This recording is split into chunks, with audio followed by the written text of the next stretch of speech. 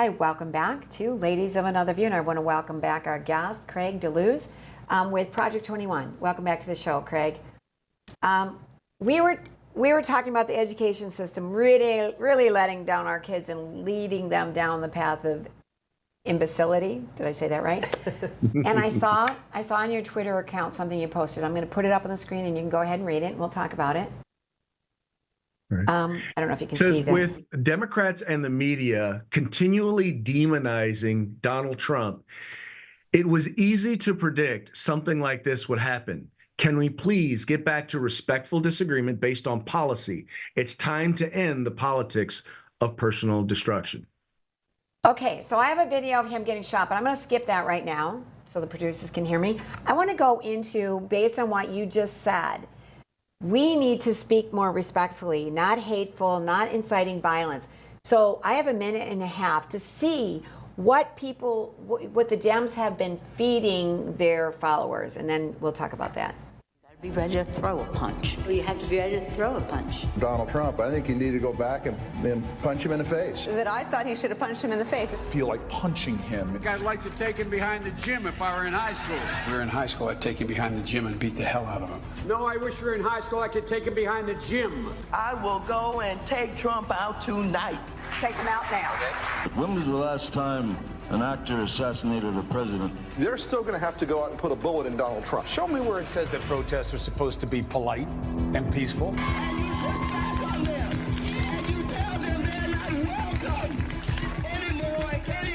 I have thought an awful lot about blowing up the White House.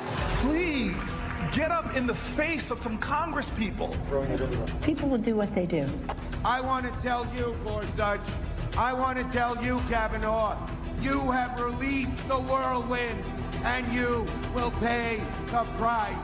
We're going to go in there, we're going to... This is just a warning to you Trumpers. Be careful. Walk lightly. And for those of you who are soldiers, make them pay. If you had to be stuck in an elevator with either President Trump, Mike Pence, or Jeff Sessions, who would it be? Does one of us have to come out alive?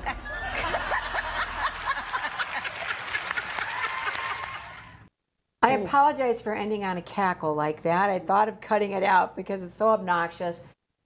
But Keith, this is so hateful, and this is not the kind of political rhetoric I grew up with. Can you comment on this?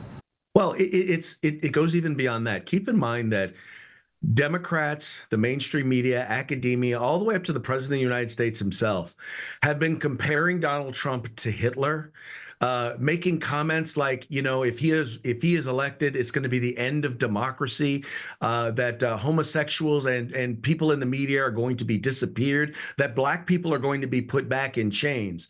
Now, you keep continually putting out that sort of rhetoric, and these are individuals who have credibility on the left. These are not like non-mainstream people. You keep saying that, and then all of a sudden we start to see polls, and the media starts reporting that Donald Trump is pretty much guaranteed to win, that this is his election to lose. Now, we do have crazies on the right, and they have crazies on the left. You cannot tell me that you cannot think that somebody is going to latch onto that and act upon it. Now, if we were to hold any of those individuals, including and up to President Biden, to the same standard that his Department of Justice has tried to hold Donald Trump for what occurred on January 6th, well, then, one, somebody needs to be impeached. But then number two, perhaps some people need to be brought up on federal charges. Now, I'm not advocating that. I'm just saying that at a certain point, we have to start to realize that the things we say have an impact, in particular when you are the president of the United States. And I've always believed that, you know, Donald Trump has never really or truly appreciated sometimes that what he says and how he says it is important because it impacts and it changes things. Same thing with Joe Biden. Same thing with the speaker, but more so when you are president of the United States. But I think even for the average person, when you are a person who has some credibility, when you are a person who has some name, you need to stop and think, look, how I say things, how I address my concerns or express my concerns about somebody, about their policies, is important. It's important that I focus on the policies, that I not get caught up in the personalities, that hyperbole is not something that I engage in, but that I focus on what are the real world impacts of the things that that individual or that political party might do or might occur should they gain power, and that I do so in a thoughtful manner. And unfortunately, we don't have that anymore. And we've got to get that back. Otherwise, we're going to see more January 6th. Otherwise, we're going to see more assassination attempts, such as what happened with the congressional baseball game, such as what happened this past weekend. Well, I just think, I mean, when you're on late talk shows, daytime talk shows, saying I'll just punch them if I don't agree with them.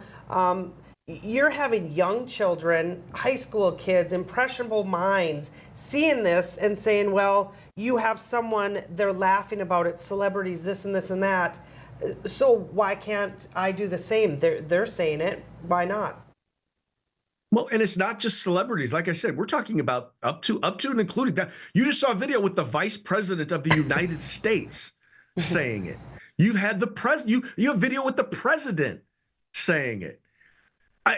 I mean, if they are saying it, why isn't it something that someone else, how do you not expect someone else to potentially act upon it?